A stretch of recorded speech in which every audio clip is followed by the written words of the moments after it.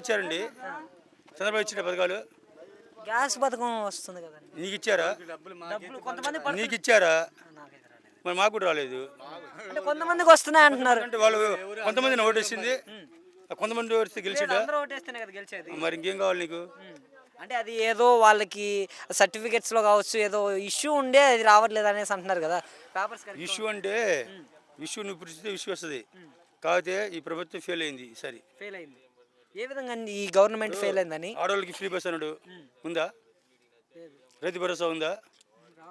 నువ్వు కూడా చెప్పు సమాధానం. రైతు భరోసా ఉందా? ఆడవాళ్ళకి ఫ్రీ బస్సు ఉందా? ప్రతి ఇంటికి 1500 అన్నాడు, ఇచ్చిండా?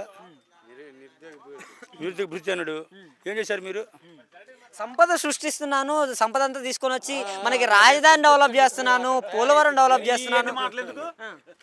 ఇప్పుడు నేను చెబితే పెళ్లి చేసుకుంటాం, అబ్బాయి పుడతాడు. నువ్వు ముందే చెప్పేసావు నాకు అబ్బాయి పుడతారని, మరి అమ్మాయి పుట్టింది, పరిస్థితి ఏంది? మరి ఆడ ముందే చెప్పాలా? జగన్ ఏం చెప్పిండు? అయ్యా నా చదివిన పని చేస్తా, చదివిన పని నేను చేయను అన్నాడు. నువ్వు అబద్ధం గెలిచావు, సుఖం ఉంది.